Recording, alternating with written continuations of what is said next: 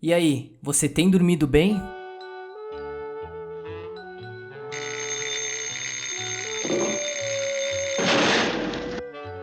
De acordo com a Organização Mundial de Saúde, 40% da população mundial sofre de insônia. A insônia é um problema que atinge 73 milhões de pessoas no Brasil. Um número muito alto, né, gente? Você sabe que o fato de dormir mal não só nos deixa cansado, mas também com vários problemas de saúde. Um outro problema é que a cidade cresce, então as pessoas moram cada vez mais longe do centro da cidade e se deslocam cada vez mais. Então, quando eu preciso aumentar meu tempo de deslocamento, eu tiro o tempo, geralmente, do meu tempo de sono. Por trás disso, existe uma indústria que está lucrando muito com isso, oferecendo uma solução e tornando as pessoas viciadas e dependentes de seus produtos. Eu preciso largar isso. Eu não consigo largar esse remédio maldito. Eu já tentei de tudo. Só uma vez eu tentei e consegui 12 dias. E depois me deu como se fosse uma adicção de droga, uma coisa impressionante, o que esse Zolpidem. Diferente do que parece, o problema com o sono não é algo antigo, e sim um problema dos tempos modernos. Para entender, vamos voltar um pouco no tempo.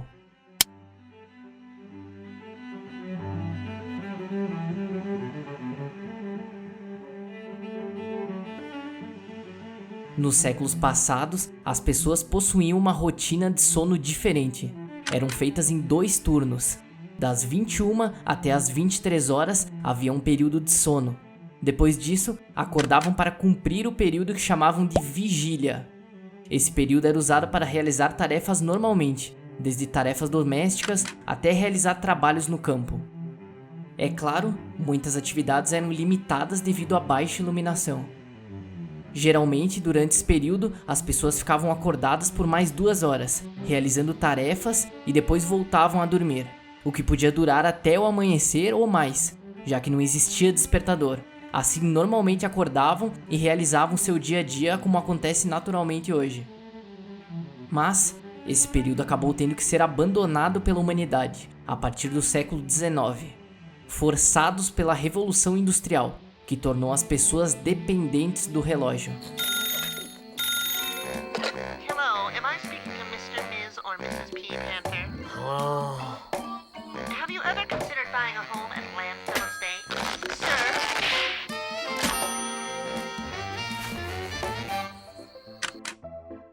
A Revolução Industrial trouxe 2 grandes mudanças que impactaram o sono: a disponibilidade generalizada de luz artificial, o que estendeu os possíveis momentos produtivos do dia, e as longas jornadas exigidas para trabalhar em fábricas.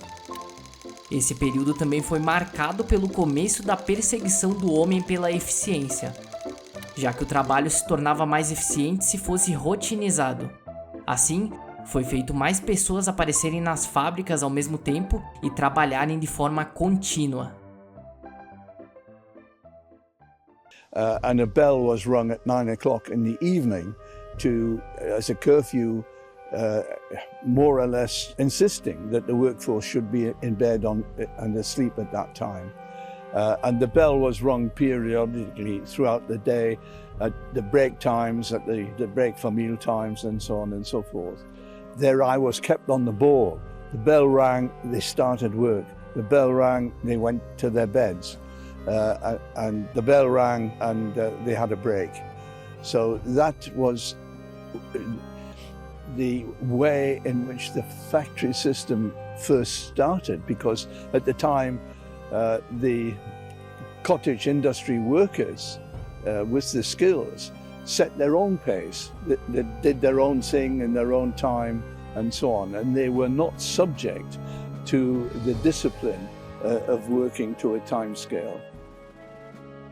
Há relatos que as jornadas de trabalho da época giravam em torno de 16 horas, com menos de meia hora de intervalo. Esse longo dia de trabalho acabou forçando o sono a ser comprimido em apenas um turno, começando assim o mito das 8 horas de sono. Afinal, agora o trabalhador precisava cumprir uma jornada exata de horário, e cada minuto fazia a diferença. Inclusive, nessa época foi criado até mesmo uma profissão onde algumas pessoas eram pagas para acordarem os funcionários. Foi o começo do despertador. O despertador é um dispositivo que só o ser humano usa. A gente arbitrário. inventou para interromper o sono, que é um processo fundamental. Em algum momento na história da nossa sociedade, a gente inventou um dispositivo para interromper um processo que não era para ser interrompido. Daí as pessoas me falam assim, Andrei, mas se eu desligar eu vou dormir até meio-dia. É porque você precisa dormir. E é claro, no século XX, o padrão já estava totalmente alterado e não havia nem mais resquícios do sono em 2 turnos. Nesse momento, a humanidade que evoluiu de uma maneira diferente precisou mudar seus hábitos de uma vez por todas. Não simplesmente dormia quando havia sono, ou comia quando estava com fome. Só faziam isso quando era compatível com o horário disponível da produção industrial. Foi nesse mesmo tempo em que a palavra insônia começou a surgir.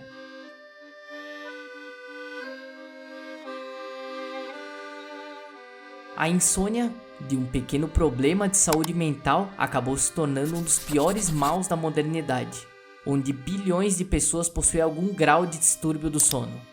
Algumas sendo afetadas apenas por alguns dias, mas outras tendo que conviver diariamente com o problema.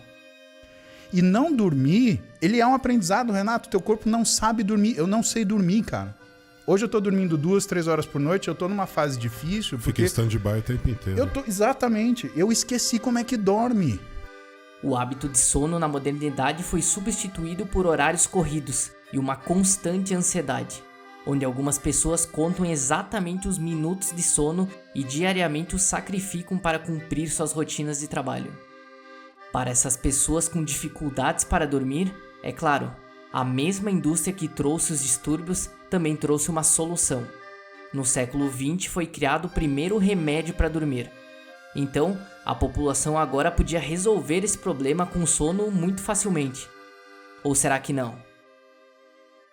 Chamado de Veronal, uma espécie de sedativo da classe barbital, a substância funcionava inibindo alguns processos corporais. Os inventores chegaram a receber um prêmio Nobel de Química pela descoberta, e rapidamente a sociedade adotou seu uso. O problema é que o remédio causava extrema dependência, e uma pequena sobredose causava facilmente uma overdose, que levava o indivíduo à morte. Na época, foi muito comum as mortes acidentais com o uso do remédio, e nos anos 60 ele acabou sendo substituído por outra classe de remédio. A benzodiazepina foi descoberta acidentalmente em 1963, e assim começou a ser comercializada através de diversos remédios diferentes, alguns populares como o diazepam. Em 1977, essa classe de fármacos já era a mais receitadas no mundo todo, e adotada em larga escala, já que afinal era recomendado para diversos tipos de problemas, como insônia, ansiedade e até mesmo depressão.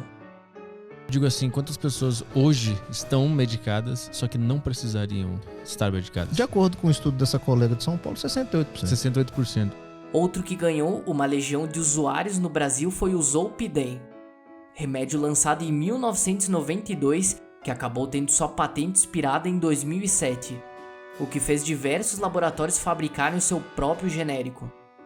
No Brasil, ele foi amplamente adotado, tendo crescido suas vendas entre 2011 e 2021 em mais de 676%, vendendo aproximadamente 20 milhões de caixas por ano.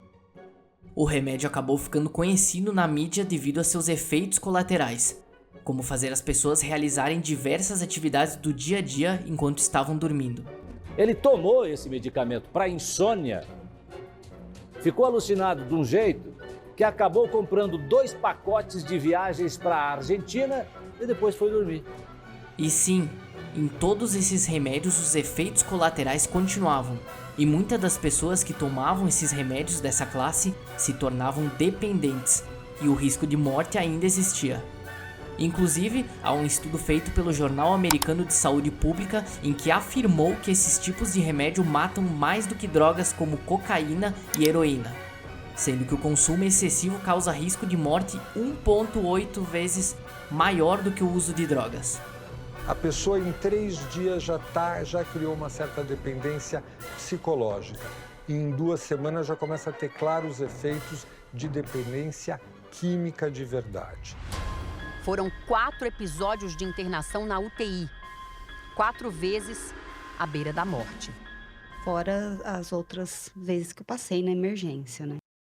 Mas é claro, não é só os horários corridos de hoje em dia que afetam o sono da população. O uso noturno do celular e telas também afetam a qualidade do sono. A luz dos aparelhos pode comprometer a produção de melatonina, hormônio responsável pelo sono, que antes era gradualmente produzida no corpo, conforme a luz do dia fosse terminando e a noite fosse entrando. Sabendo disso, algumas pessoas realizam o que chamam de higiene do sono, onde evitam usar celulares ou computadores próximos dos horários em que vão dormir. Não assistem televisão na cama e praticam atividades relaxantes antes de dormir.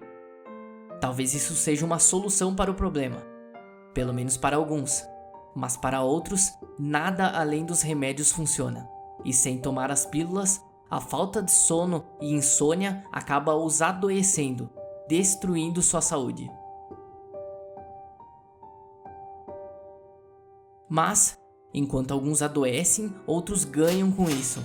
Com o passar dos anos, a indústria do sono se tornou uma gigante, lançando diversos outros remédios que possuem as mesmas características. Rapidamente induzem ao sono, com o uso constante seu efeito fica menor e possuem diversos efeitos colaterais, como alucinação, amnésia e fadiga.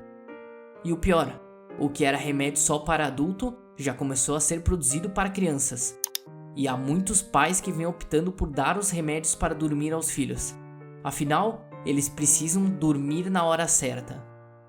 Inclusive, alguns países como a Coreia do Sul vêm sofrendo tanto com os casos de insônia e a dependência dos remédios para dormir, que é estimado que existe mais de 100 mil sul-coreanos que tomam mais de 20 pílulas para dormir por dia.